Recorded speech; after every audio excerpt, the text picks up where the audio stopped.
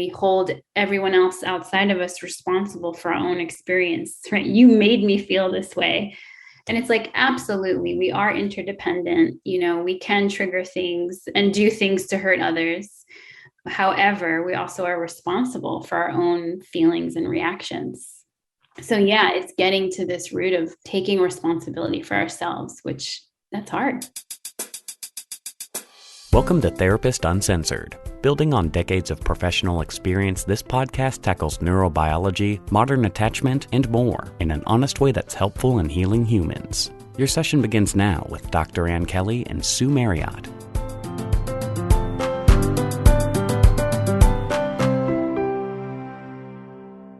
Hey everybody, welcome back to Therapist Uncensored, where we bring you the latest on modern attachment and relational neurobiology in ways that you can use in everyday life. We are pleased to continue to collect resources that add to complexity and context in the area of attachment. How can we call it modern attachment without some of these updates, right? For those outside the relational mainstream due to culture, queerness, kink, gender fluidity, or those who are non-monogamous, we have you in mind for today's episode. Specifically, that's why we're doing it, actually. However, we especially invite those who find these ideas challenging or even weird to join in this lively discussion. There's so much to learn and so many assumptions to challenge. I know I learned a ton, and it's a great conversation, and I think that you're going to love it. Or at least you're going to have feelings about it. I'll just guarantee that. How about that? I sat down with Jessica Fern, who's the author of Polysecure, Attachment, Trauma, and Non-Monogamy, specifically to bring us up to date on understanding security in relational configurations that are not typically studied or understood, and boy, did she deliver. Jessica Fern is a psychotherapist, a certified clinical trauma professional, and she has an international private practice where she works with individuals, couples, and people in multiple partner relationships who no longer want to be limited by their reactive patterns, cultural conditioning, insecure attachment styles, and past traumas. She particularly enjoys helping people embody new possibilities in life and love, and you'll hear that in today's discussion for sure. Now, we have committed to keep these episodes free to the public, and we love that people want to learn about this social science, and there are two things you can do to help us out with that. The first thing, completely free, won't cost a penny, is simply to subscribe to the show on Apple or Spotify and to leave us a ranking and review where you can. That really helps discoverability. So does just something as simple as sharing an episode that you feel like somebody would enjoy or would be able to benefit from. So word of mouth, very important. Thank you for that. And then if you're able to, we also have an opportunity to join us in an exclusive patron community for as little as $5 a month. A lot of people do that just to support the show and support the production. But you also happen to get an ad-free feed and just some bonus content and some educational opportunities that you wouldn't otherwise. To do that, you would go to therapistuncensored.com/join. So, for example, we will be launching, along with this podcast, an opportunity to study Polysecure with a group of your peers. As an aside, if you're listening and you are a patron, then be sure and sign up for the Polysecure reading group. We have reading pods where that we can go deep dive into some of the material that is interesting, and I know this one will be. All right, without further ado, I share my conversation with Polysecure author Jessica Fern. Hey, Jessica, welcome to the show. We are so excited to have you join us on Therapist Uncensored. Thank you, Sue. It's great to be here. So why don't you give us a really quick overview of where you're coming from, your perspective, and then we could dive right into this very exciting new content around attachment with non-monogamous couples and really opening up this conversation from the tradition that attachment has brought to us. So I am a psychotherapist. I'm a relationship coach. I'm a certified trauma professional. And of course, I've been trained in many modalities, but, for the purpose of today, right, there's a lot of like trauma-informed, attachment-informed, narrative-informed, modalities. And where are you in the world? In the world, I just moved to Asheville, North Carolina. Oh, I love Asheville. Yeah, we're new here. We were living in Costa Rica for a year. Before that, in Colorado for many years. So you published a book, Polysecure. Mm-hmm. There's not many like it. The minute that I heard about the book, I was very interested. And I'll be honest with you, I was thinking, this is either going to be really great and Or like really really right, or like, oh no, So I was really, really happy to say our community, we have an online community that's awesome. Polysecure, the book, is in the queue for a study group. So it definitely passed all the sniff tests that we have on our end around that. It's very solid, it's very persuasive without feeling like you're selling something, balanced. So in that sense, trustworthy. How's the book been received? It's been tremendous. It's really been an overwhelming, of course, it's not perfect, but an overwhelming positive response. It feels like it really fills a gap for so many of us that, are welcoming of the refreshing reframes. Yeah, and that's what I continually hear is it sort of filled a gap, especially in the non-monogamy literature that people were needing. Like I keep saying, like, oh, I think I was just the cook that like assembled the meal people were hungry for. Like people were needing an attachment lens on what's happening for their non-monogamous challenges. Because it's so easy for us to unconsciously project what we think we know about attachment, and then that colors how we see something that we might not be familiar with. It's easy to pathologize. So the title of the book is Polysecure, Attachment, Trauma, and Consensual Non-Monogamy. And again, our guest today is Jessica Fern. So you were saying you're kind of the cook. How did you end up writing something like this? Yeah, it's sort of, a several phase story. So, and we can get into this as you want to, but, there's my own process of opening up a monogamous marriage to polyamory.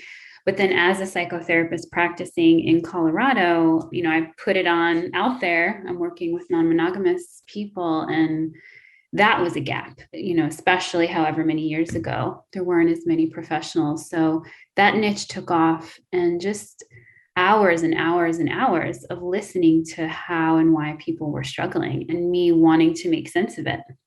Before my therapy career, I was a researcher and was really trained in grounded theory. I don't know if you're familiar with that, right? But it's like instead of imposing the theory onto the data, it's really like, what is the data telling me? What are the patterns that are emerging from these stories that I'm listening to?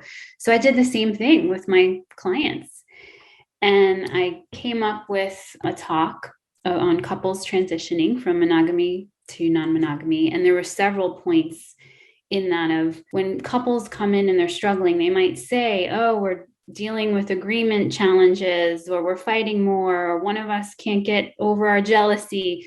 But we go further and it's like, oh, those aren't root issues. Those are symptoms of deeper issues. And one of those happens to be attachment ruptures. So attachment came up in sort of one of the 5-6 things that I saw as more of the deeper root issues. And I met Eve Rickert at a conference in 2019, and she was let people pitch book ideas. And so as I was pitching a few, she was like, we need a book on attachment yesterday. And that was sort of became a book all in of itself. Well, I definitely do want to get into it. People will be listening from all over the world, some more familiar with this than others.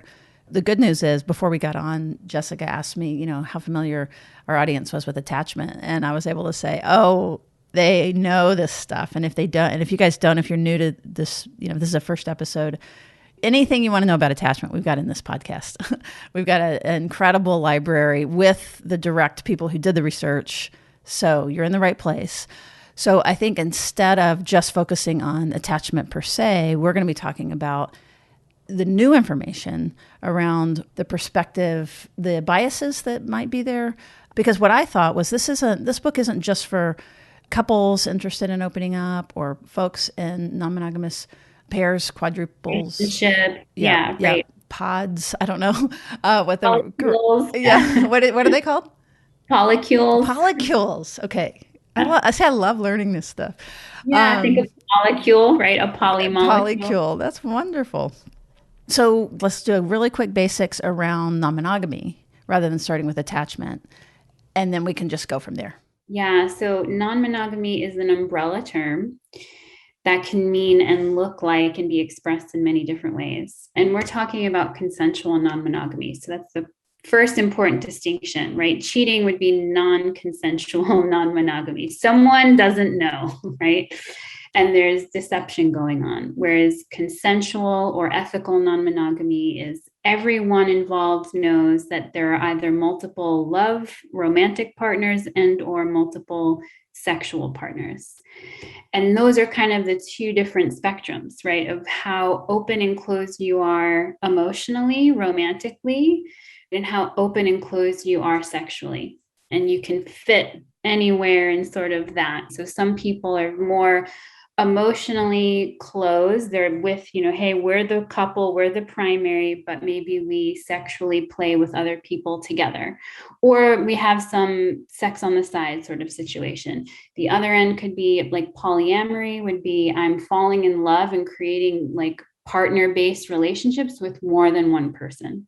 So there's many ways people do it. And then there's everything in between that. Everything in between that, right? Open marriage, hierarchical poly, non-hierarchical poly, solo polyamory, swinging, right? Monogamish. People have probably heard of these terms. And you said something, and I hadn't thought of this before, but we think of it typically related to sexuality.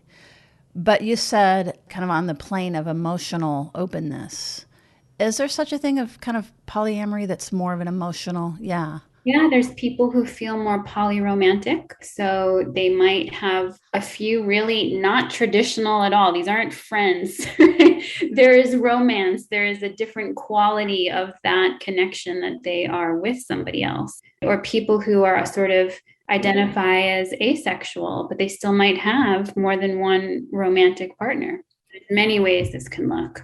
I appreciate you taking the time to kind of bring us up to speed, because I'm also aware of this idea of labor and the labor of teaching people, whether it be, the put on folks that are gender binary of like, what is that? Bring us along, and the offense that can bring. Right. And that's one of the challenges that so many of the clients that have come to me have said. They're like, I had a great therapist. It wasn't even that they had a bad experience. They're like, I loved my therapist, but I was spending too much time educating them on who I was and what I was doing, and all the monogamous bias kept coming in. And it's like, yeah, that's a lot of labor to do when you're paying someone. That's right. So that's the favor that you're doing us, is we're getting to ask these questions and learn. The book does it really, really well. How much does this occur? Is it different in different cultures? Yeah, I don't know about cultural studies as much. Most of it is done, we can say, within the US. I mean, within the last 10 years, there was a study that showed about 4 to 5% of the population was identifying as non-monogamous. I think it's much, much more actually, because many people, how you're defining non-monogamy for one, is the question, people admitting it. And then also, I think we're seeing with millennials and now younger, that they're just starting out this way. Absolutely. That's what I was going to say, is that's got to be low, because those folks wouldn't be captured yet. Right. They wouldn't have been captured yet, or even just in my own family, the generation above me, everyone would have identified as monogamous. But when my first husband and I came out as poly, 2 or 3 aunts at the family party came forward and were like, yeah, I was in a triad in college. And, like, oh yeah, we did swinging for a few years. And these are like traditional folks, So there's also just that, it's, yeah. Well, but that speaks to like parts of our identity that we've had to dissociate. Yeah, right. And it's interesting to even think of sexuality as an identity, right? Because for some of us, it is very much an identity. And for some folks, it feels very private, and they don't want to wear it as an identity. And some people don't feel like they even have that choice to conceal it. So it's complicated. Mm-hmm. Passing and not passing. Right, exactly. Something you said in the book that I think would be helpful also to sort out is that there's a difference between a poly orientation and lifestyle. So can you say a little bit more about that? Yeah. And so this is what, again, through sort of the grounded theory approach, just listening to, thousands of hours of people describing themselves and their experience. And then once I put this out there, getting the feedback from people that they did sort of feel this way. And so some people really describe polyamory or non-monogamy, whether it's sexual or romantic, as an orientation. They say, this is how I'm wired. This is who I am. I don't even feel like I'm choosing this. Like, it's just me. I'm not going to argue with that, right? Why would I? Then there's other folks that are like, yeah, I could go either way. I'm happy to play for a while in this direction or experiment there. Or I was non-monogamous for a few years. Now I'm monogamous. It feels like a choice that they can sort of move in and out of depending on life situations or partners. And then on the other end, you hear people who are monogamous. And it's not just the cultural, societal conditioning. They're like, this is who I am. I could not be with more than one person. Like, it's just not possible. So, yeah, I see it as a spectrum. And some people, it is more of a choice or more of a philosophy that they align with, and that's why they do it. And other people, it's definitely feels like their orientation. And I knew a woman, though, I love how she said it. She said years before she was solo polyamorous. So solo polyamorous means? Solo polyamory is when you don't usually couple up and have, like, I have a primary partner and we live together, we share finances, it's more living like you're your own primary partner. You're identified first as a solo autonomous being who then has partners. And those people, though, the misconception is that solo poly folks are like avoidant and non-committal. That's not the case at all. They might be very involved and invested with folks, but they don't do the assumption that we're going to live together, we're going to have finances together, we're going to do family together. All of that is negotiated. My experience with it has been the boundary work that has to happen to be able to navigate this. I don't think there's a couple out there in any form or individual even that couldn't benefit from some of the work that happens in the area of boundaries. Yeah, there's so much work around communication, knowing myself, knowing my needs and my preferences, being able to negotiate that in non-triggered, reactive, defensive ways. Like, these are all capacities and skills. And then being able to do boundary work. Yeah, so there's a whole skill set. And I'm talking about this in my next book, that people open up and they don't realize, oh no, the skill sets I use to be healthy or functional in monogamy aren't actually sufficient. And I have to up level my skills. It's a joke, calendaring, like how to manage multiple dates and relationships. Like, you have to know how to do your calendar. You're going to get into trouble fast. Yeah. Oh my gosh, that is so true. So one of the points that you make in the book is around that we can have, we talk a lot about secure functioning and what is secure functioning. And I think the point that you made, that if it's systematic, if it's because that you're married and you have a shared bank account, and so then you don't have to worry and you really believe your partner's never going to leave you, and we call that security. Yeah. So then in that sort of more protected space, we don't have to develop these muscles, these skills. And so we end up, I think, in the absence of that, then it is exposed all the things that we don't know how to do. Exactly. And I make that distinction of a lot of people in monogamy, they rely on the structure for secure attachment. And it's not that you can't, we do get some security or a lot of security from structural aspects of a relationship. But I want people to really be creating their secure attachment through their emotional experience together, their relational experience, not the shared bank account, the fact of legal marriage or owning a home together. There's many people right now cringing a little bit. It's like, oh, wait, there's more, especially right now during the stress that we've been under for a couple of years. I think couples are really stressed, and we all are. The kids are, the teachers are, everybody is. My hope would be bringing in some of these skills to learn and really focusing less on the structure and more on your personal experience. And it does go right then to trauma and attachment in my mind, because why am I okay with not having that secure experience? Maybe I think that's all that I am supposed to have, or those sorts of things. And you mentioned the avoidant, people thinking if you're your own partner that you're avoidant or schizoid or, those things. Let's talk about the research related to attachment. What is actually true versus what we might think is true? So there's sort of a parallel. I think it was in the 80s. There was this study around cholesterol that came out, and it was like, cholesterol is bad. And then you look at the study, and they fed rabbits like meat that don't eat meat. Right? It was like something like that. And you're like, we can't conclude this for humans, that therefore all cholesterol is bad, right? So there's a similar problem that's occurred, that initial studies around attachment asked monogamous people if they were open to the idea of non-monogamy. And it just so happened that the people who had the more dismissive attachment style were the ones that were more likely to say, I would consider non-monogamy. So what do you think the takeaway was? Absolutely. Well, yeah, Therefore, people who practice non-monogamy are dismissive or basically are insecurely attached. Yeah, exactly. And that is not the case at all. So there's only been like a handful of actual studies though, and they're all survey data, but they've done, several thousand folks.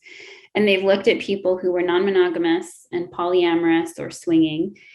And it's great. They show that in many cases, there's absolutely no difference in the attachment styles of people practicing monogamy or non-monogamy. And in some cases, the people practicing polyamory were actually a little bit more securely attached.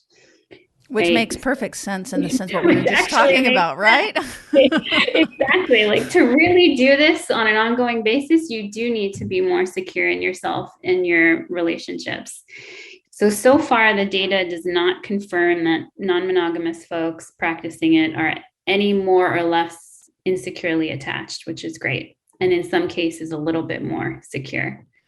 Well, it makes me think of the research around when you don't come by security naturally with your family, but you do a ton of work on yourself, that you really can function securely. And in some cases, your reflective function, your capacity, those skills are higher if you didn't come by it naturally because you've worked your tail off for it. Exactly. Right. The earned security. So this is similar, that you really work on your balance, you really skill up. There's a benefit of that around how you feel in the world and your closeness that you can have with your partner. Exactly. Like there are studies that show the best predictor of your attachment style with your child wasn't your previous attachment style as much as did you start to work on your attachment yet? Right. Oh, interesting. Right? So people who had, more of a disorganized experience, as adults, if they had done attachment work and like created coherent narratives, they were, more likely to have a secure bond with their own children. So it's really where we are in our own personal development work is what makes the difference. So what can we glean? What can we learn around, you'd said that you had given these talks around moving. Again, whether people are interested in actually opening the relationships up or not, it's still really useful to kind of learn kind of cross-culturally. So what can you bring us as far as what you've noticed or what the research says? Yeah, in terms of attachment and non-monogamy. Yes, and the skills basically too, that we get the benefit of if we have to work out those boundaries. Yeah, I mean, it's important to name that often to help people realize that potentially what's going on, you have a non-monogamous couple or client, in your office and they're struggling. And to start inquiring about what's going on in the attachment-based relationship. So the transition, especially for a couple that's been monogamous, it's a huge deal to open up, and where there was structural security and now there isn't anymore. So even if they all felt secure before, they're going to show these new signs of feeling insecure because non-monogamy is less secure in some ways, right, than monogamy because it doesn't have that structural aspect. So a lot of people, they open up and they just start to really feel wobbly or completely shaken to their core, right, the degree that it's happening. And one of the things I mentioned in the book is primal attachment panic starts to show up. So people who have never felt a lot of anxiety potentially, right? They might have even been more on the dismissive end of the spectrum, right? And now their partner is in there consenting. Great, I'm wanting to do this. Go out and have fun on your date. And their partner's gone and they're completely melting down. How do they make sense of this? So explaining what attachment panic, primal panic is, your brain might know your partner's going to come home, but some aspect of your nervous system says, attachment figure away, danger threat, I might die. And we feel like we're terrified to have our partner out of reach. And nowadays, our partners are in constant reach with the phone. I mean, it's incredible. It's actually not healthy in many ways, right? We don't get a response within minutes and we're offended or we're worried that they're dead. Like it goes to either extreme, right? So the leash that we have in our relationships to each other, that's a lot of even the differentiation that's needed. And this is a process that many partners didn't differentiate before they open up. There's aspects of codependency, of identity fusion, of can you just have a night not together and you're good, right? Like, do you know how to be with yourself and you're okay, right? What I call the secure attachment to self. So that's a huge skill that's really needed in this. But again, it's not just non-monogamous folks who benefit from that skill set. Like we all, could use probably an upgrade in our secure attachment with self. Could you say a little more than like the difference between enmeshment and closeness? I see that on a spectrum too, that we have closeness, and it would be a spectrum of independence and connection at the two poles. And then in connection, we can go too far and it becomes fusion, right? It becomes enmeshment. It's not me as an individual connecting with you as an individual. It's I am losing myself within you. And of course, moments of that in sexual union or intimate union, I'm not talking about those peak experiences, right? I'm talking about the loss of self on a day-to-day level. And how does that look? Like what does that sound like? How does that look? How does that feel versus closeness? So it can be so subtle. Like, are all your passwords, you and your partner's anniversary or name smashed, right? Or all your photos on social media, you and your partner, like, just where's the autonomous self, right? It can be like that. It can be like, yes, we want to be considerate and check in with our partners, but can we actually make decisions for ourselves based on what do I actually want? I'm thinking of my grandmother was very enmeshed with her family, and like we'd go out to eat and she couldn't order for herself. It was always like, well, what do you want? Or we'd be like, do you want dessert, grandma? And she's like, well, do you want dessert? No, I don't want dessert. You get it if you want it. It'd just be that kind of like little dance that we'd have to do. So I think those are some of the ways it can show up. Or if a partner just doesn't feel okay, or they're threatened if their partner wants to make appropriate independent decisions, or the boundaries that someone might set that are actually healthy feel really hurtful. Well, I like kind of doing this in a little more detail because then I can feel right under that it gets to the panic. It can look like controlling behavior. I can imagine like not understanding those deep pits and then attributing this bad feeling to the partner. You're doing these things to me. You're making me crazy. And all sorts of bad things happen. So I can feel like why someone would be very resistant and reluctant to go into that kind of terror and those kinds of fears. Totally, right. And you're naming something huge, actually, when we hold everyone else outside of us responsible for our own experience, right? You made me feel this way. And it's like, absolutely, we are interdependent. We can trigger things and do things to hurt others. However, we also are responsible for our own feelings and reactions. So yeah, it's getting to this root of taking responsibility for ourselves, which that's hard. It's hard and it's so attractive. And it's so both attractive when someone else is doing it and it feels really good when we're doing it.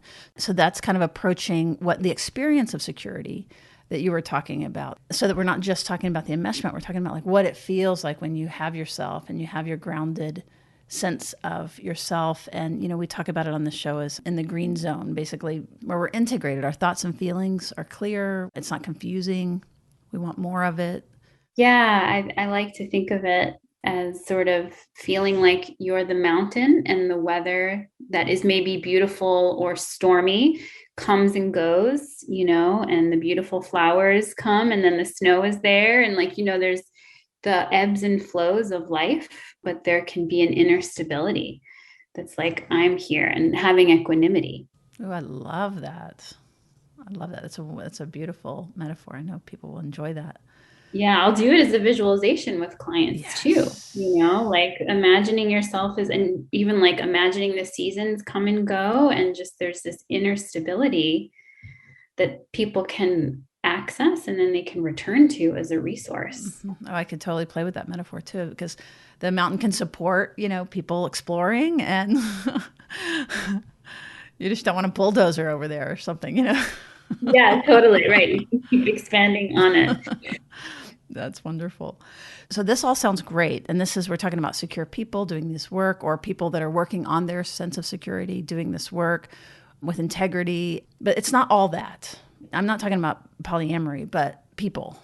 So can we sort out a little bit just where that things can go wrong? I mean, just how you see that as far as not pathologizing individuals, but kind of the way we're describing acting out the fears and the feelings that people are having trouble. Yeah, right. There's many, and that's part of the book too, is like there's places where things go wrong with our attachment and non-monogamy. And some of it is that when people transition, that lifting up of that structure of monogamy, it exposes a lot. So I think we touched on that already. But what it exposes is either, oh, we've actually haven't had secure functioning in a relational way. Oops, now we have to figure that out while we're also trying to date other people. That's a lot. I also see just on an individual level, and whether you're in a partner or you're not, just going into non-monogamy you go, oh, I didn't realize this insecure past I actually had, and all their past trauma and stuff starts to get activated, right? And different insecure experiences start to bubble up. Sometimes the circumstances of non-monogamy can mimic the insecure environment that we talk about from people's childhood, where you have like thinking of what you call the red, right? the preoccupied anxious that came from, well, there is love, but it's inconsistent. It's here and then it's not, and are you there? Oops, sometimes yes, sometimes no, right? So this can happen when you've got a partner and then someone new comes into their life and you were used to a certain amount of frequency of communication, frequency of seeing them, how quickly they respond, and suddenly they're less available.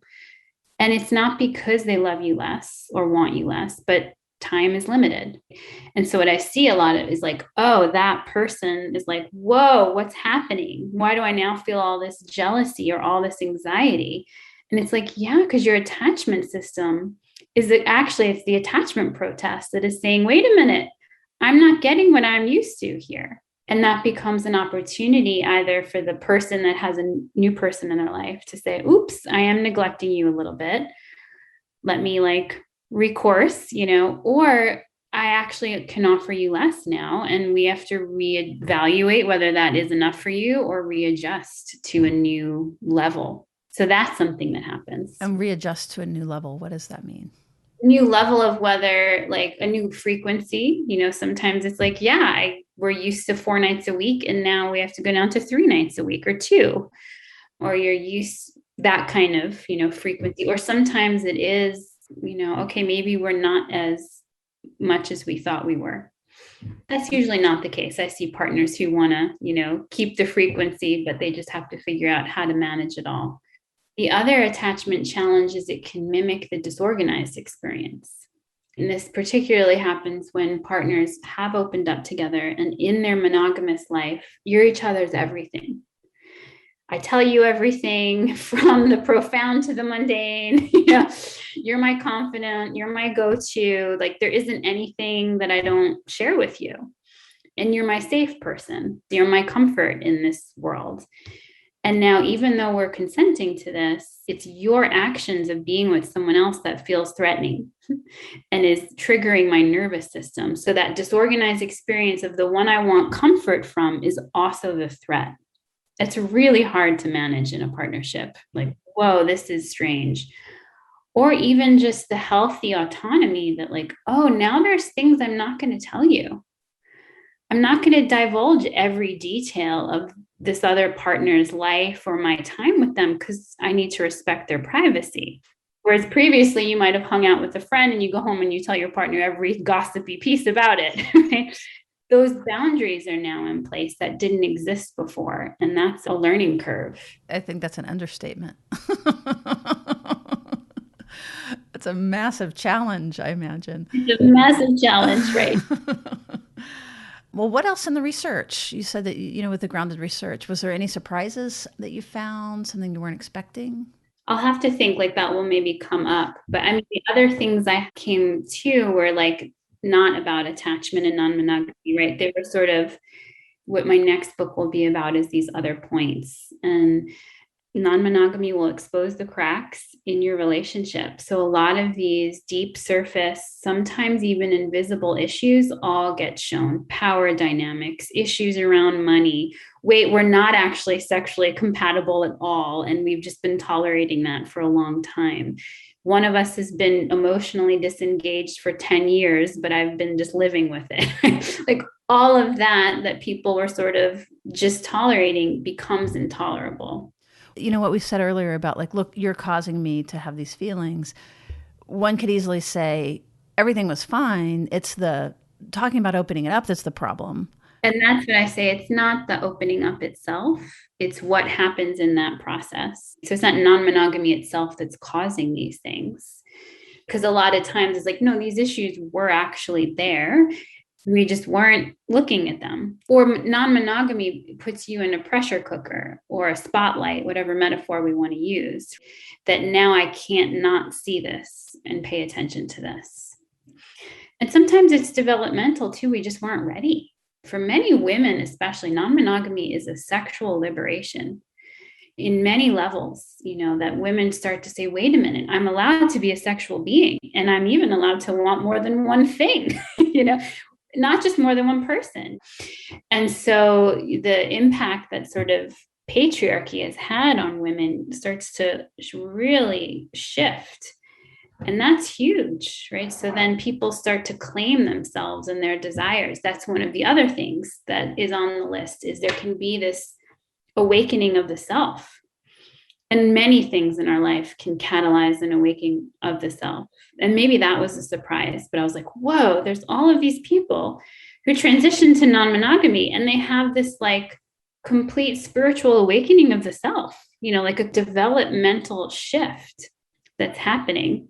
So people will have this entire awakening of the self, right? And sometimes it's described in spiritual language, or the way, if you look at how people describe their spiritual awakenings, I also see it as a developmental shift, right? If you know Keegan's developmental stages from the like conformist self to the self-authoring self. And that's a huge wake up. I can totally see that it's not just sexuality, but once you begin to open up to all the things that you haven't let yourself want, it makes me think of Glennon Doyle's work and the traps that we unconsciously have around ourselves.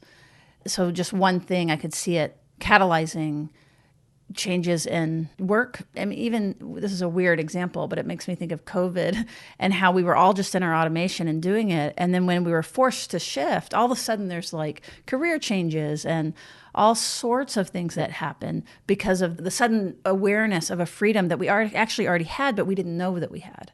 Yeah. And that's a great parallel too, because the pandemic, like people really felt condensed and pressured and you literally are confined to home, right? And yet what that pressure then kind of can expose and liberate. I'm thinking of in particular of folks that I've worked with where they're a monogamous pair and are trying to open up, and there's been the scenario of them being able to successfully do it, but also because not everybody can do it. Like you said, sometimes you're just monogamous. That's just who you are.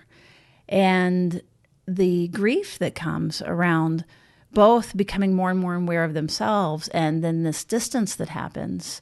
And at some point, this just heartfelt boundary of like, I'm so sorry I can't do this with you. I only want to mention that because some of the other folks I've worked with, they can't envision. I think sometimes it feels like you have to do that, whether that's your orientation or not, because you want to hold on to your partner. Exactly. It becomes a really huge dilemma for both people. You have the one that wants this and then the reluctant partner, right? And the one that wants it, they wind up in this dilemma of, okay, this feels like the authentic expression of me is polyamory, but I might have to lose the love of my life or my marriage, my family, the way that it's been, And then the other person is like, yeah, I don't want to lose this relationship, but you're asking me to do something I just can't do, don't want to do. In terms of working with people, I usually ask the reluctant partner, though, as long it's this tight, it's a hard line. Can you give this a try, a full effort in a way that doesn't feel traumatic for you, though? So you too have been doing your version of relationship for 10 or 20 years. Would you give your partner's version of relationship a year? Can you do that? And it's okay that some people are just like, I literally can't do that. And we have to honor that. But I've seen people go, okay, I'll try. And then they become people who I've been surprised in that. Suddenly they find someone, because it's like so many people, they can't believe it till they experience it in this scenario. They just are like, I can't imagine I'd ever find anyone else I'm attracted to. Oh, and they have all the negative stories. And I get it. Who wants to actually be dating and being on apps? Right? But then they meet someone and they go, oh, it's possible. And is a lot of this driven by communities through like apps and things like that? A lot of it is, even before the pandemic. Yeah, like, there's different dating apps and some are more monogamous based, some allow you to be more explicitly non-monogamous, and then there's forums, there's Facebook groups, all of that. When I was in Colorado, a lot of people would meet each other through meetups, things like that, whether they're support group meetups or social meetups that are sort of catered more towards socializing, potentially dating. So there's worlds out there. There's whole communities and worlds. Yeah. And of course, cities are going to have more of it. But I mean, I see people successfully with multiple partners in rural areas. It's amazing. But I really like what you're talking about related to the systematic change. Being able to get that systematic assumption and automation off is also enlivening and exciting. But also the system stuff can be so repressive. And this is part of going back to attachment research and the way that it's been talked about has been, initially it was used to keep mothers at home. And then, of course, it's always been heterosexist and very much monogamous. That's the pinnacle. So, and many of the therapists will be familiar with the couple bubble and things like that. Can you speak to that? Yes, I talk about this in the book. The majority of the research on attachment is highly mononormative, that it's done with monogamous couples, exploring their dynamics. And then what happens naturally, it's like implicit so much throughout it that then when they tell you how to become secure, guess what? They basically tell you to be monogamous. Some people or research explicitly says be monogamous, and they even demonize non-monogamy as a form of insecure attachment and acting out. And it's like, oh, does that happen? Of course. Does that happen in monogamy too? Of course. Like it happens in both ways. But when they do a study, this would be another good example that people who are more dismissive style of attachment are more likely to have casual sex. Then you take people who are having casual sex, and guess what the takeaway is, right?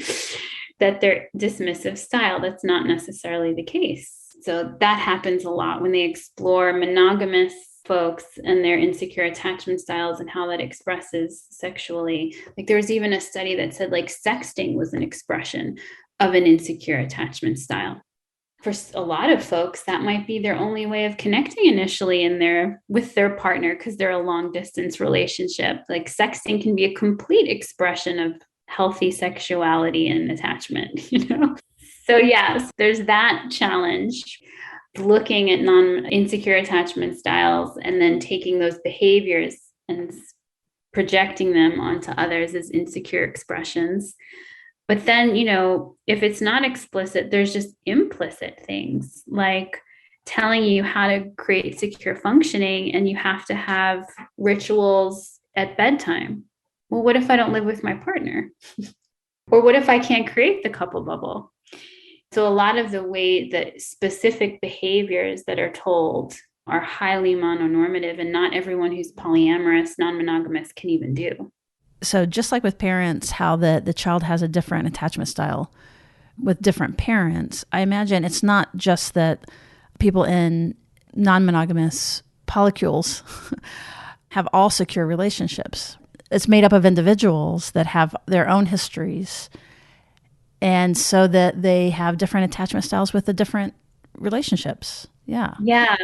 And that's often a surprise to people, is maybe they knew about attachment and identified as having one style, or they just read about it and go, oh, I've always been that way. And then they're like, oh my goodness, why am I feeling 3 different styles with each different person? And there was a study that did show that you could have a secure attachment with one partner, and it was like you could then have any kind of other style with someone else. That is so powerful because it also emphasizes the didactic, the relational part of attachment. It's not just inside of you. Right. I mean, even with friendships, you could notice like, oh, right. Like if someone's coming too much at me, I wind up withdrawing a little bit. If someone's a little far away, I lean in more. Yeah, I become a crazy texter. Right, exactly. Why haven't you responded? Right, exactly. Yeah, that's funny.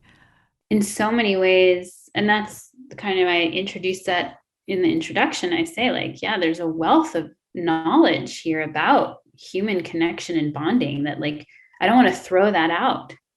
And yet we need to be critical and say, wow, it's also highly mononormative. And it makes me think of, most of us, when you ask like, oh, how do a sperm and an egg, how does conception of a human happen? Most of us would say the sperm penetrates the egg. And people looked under the microscope and that's what they saw. Guess what? That's not how it happens, right? That is a highly like gender role binary, masculine, feminine interpretation that the masculine penetrates the feminine. That was like a patriarchy paradigm that literally informed perception. They then found, oh no, there's this whole conversation that the egg and there's like cells early in around the cervix that sort of sort through the sperm and they escort other sperm forward. And then the egg, there's certain ones that like do things around, and then, the egg opens and sort of picks with the sperm, right? So it's just like, oh, how interesting. Oh, that's so fascinating. Yeah, right. Just so right. Like, and yet it's not that there weren't some truths, but like, it's not a complete story because of these paradigms that are ancient. I love that example. If we can, before we wrap up, go back to trauma for just a minute, because I was thinking about another sort of subset that I have some experience with that have been really difficult to sort through are folks that are highly traumatized, that it is a little confusing if it's acting out, if like the BDSM is an extension of their trauma or if it is part of their self-expression. So I just wondered what your thoughts were around on the more extreme end of trauma and how that interplays with some of these. Yeah, and this is a tricky one too, because it can be both. And same thing, monogamy can be actually an expression of someone's trauma too, right? Or shutting down of their sexuality can also be an expression of their trauma, or very vanilla sex can also be, just so to not take the BDSM and go, oh, that's just a traumatic expression. But yes, are there people who go towards BDSM and they have a trauma history? Absolutely. When I work with those clients, what we see sometimes is it can be quite amazing, is that it's the BDSM that helps them heal their trauma, because a situation that they were in non-consensually, they now get to consensually engage with and take back their power, even if they're the one that's in the submissive role. And there's a voice and there's always a no that's allowed there. So a lot of people find their healing of their trauma through these modalities. So to not exclude that from the equation. And then sometimes, yes, I've seen people who we work through their trauma and they're just kinky, right? If you know the erotic blueprints, she has that as one of the erotic blueprints is kinky, right? That's just what our sexual expression is. We like to play in certain dynamics, that's really can be really healthy. And then I've also seen some people go, oh yeah, maybe I don't need some of these things in the way I used to anymore, because it was a healing experience for them or a healing period of time. But what you're saying through all of that is that it's not the behavior, it's the intention. And the person being able to tolerate the feelings, to be able to sort out, does this feel good to me? Am I doing this because my partner wants me to do it and I'm just submitting out of an old system? Or where's my pleasure and where's my voice in this? Right. If it's truly your pleasure and your voice, great. Who am I to judge what that looks like? But if you're doing some of these BDSM things and you feel more traumatized, we need to okay, what's going on here? Right? But I don't see that as usually the case. No, that's so good to hear. And I really do see this conversation as disruptive, and it's intentionally disruptive. And the folks that are brave enough to find these spaces to express themselves in this full way, they're disrupting a system that has been really toxic to many people. So I'm excited about that. And I think that, like you said, the freedom that comes with it on a number of levels, not just sexuality or romance, there's a wholeness that can come through it. So I thought maybe we could end with you saying a little bit about some of the benefits of considering it. Yeah. Yeah, there's so many benefits. To quote Esther Perel, she says, we now expect one person to meet the needs that an entire village used to meet, right? So just imagine, so many people, they open up and they find more partners, and yes, there is increased sexual satisfaction, not just with those other partners, but often if it was from opening a relationship, that relationship really reaps the benefits. It can rekindle and revivify that sexuality where we find a better groove together, right? Because we're being more honest. We're having conversations we weren't allowed to have, or, oh, good, I can go get this kinky expression here. I'm not pressuring you for that. We can have the sex we have, and I can just really value it. So there often is an up leveling, what is that? The tide rises all the boats, right? of sexuality for folks. More, need fulfillment on many levels, emotional needs, intellectual needs. A lot of people have just more positive, novel experiences. Oh, good, I can go play racquetball with this partner. I really love racquetball, right? And with this partner, I have other things that we do that are meaningful to us. For parenting, it can be incredible. I have a 3-adult household, and we joke that we're almost at the right ratio with one child. Almost 3-to-1 maybe does it, So a lot of people feel more support in their lives through child, through family, financially. If you are actually, entwining lives with more people, that can also be a benefit. There's a lot of things that people benefit from, of just having more love, more support, more folks that are involved. That's wonderful. And it's not for everybody, so nobody hear this as pressure, but we do need to spend some time opening around it, because unconsciously, there's that push away of anything new or different. So that's wonderful. So if people wanted to know more, how would they find you, or what are other resources that they should turn to? My website is jessicafern.com. Right now, I'm not taking new clients, but if anyone reaches out to me through my website, I will do case consultations for therapists. That's something that is still open. I love doing that. And so valuable. Yeah, exactly. So that's an option for folks. Right now, I'm in the process of writing the second book that sort of goes along with this. So there are some resources on my website, but I'm not offering any fresh trainings at the moment. Yeah, because I'm focusing on the next book. Oh, that's exciting. Well, I can't wait to give it a little boost there. And for those listening that want to commune around this book, we will be doing some level. I don't know exactly what it's going to look like yet. We have reading pods, we call them, with our community, where the small groups get together and read a book and discuss it over a period of time. We also do a book club where I'll go through the book slowly, and then we meet live and talk about it. who knows what we're going to do, but we're for sure going to follow up and do deeper work with this book. So thank you for that. And anybody listening, the way that you get access to that, it's as little as $5 a month. You can join our community. It is at therapistsuncensored.com/join. And you get extra episodes and some of these deep dives and all kinds of things like that. So we welcome you there.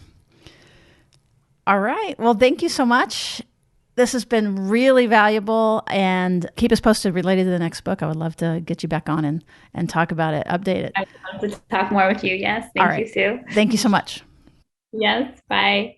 We've been talking to Jessica Fern, author of Polysecure, Attachment, Trauma, and Consensual Non-Monogamy. If this material has been valuable to you, and I imagine if you're hearing this part of the episode that it has, we really encourage you to share the show and to give us a rating and review. Those are the two ways, basically word of mouth, that help other people discover this kind of very cool content. We'd also like to thank our sponsor, Simple Practice. It has saved my rear. I can't tell you how many times. I'm not good at administrative work. And basically, once I got it set up, which wasn't that difficult, it is just a click of a button, and it's incredible. So whether you're a private practitioner or maybe anything in private practice, so a speech pathologist or physical therapist that works out of your home, anything like that, this can help you out, I promise. It's HIPAA compliant. There's hundreds of thousands of clinicians using it across the world, and we personally endorse it. It's good stuff. So go to simplepractice.com/Therapist Uncensored to get a deal for our listeners. All right. Thanks for listening.